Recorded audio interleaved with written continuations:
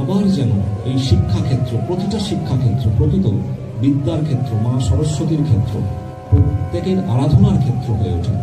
এটি যেন কখনো কোনো দুর্বৃত্ত, কোনো দুষ্কৃতী, কোনো অপরাধী, কোনো চরিত্রহীন লম্পট যেন এখানে রাজ না করে, সে দায়িত্ব সকলের।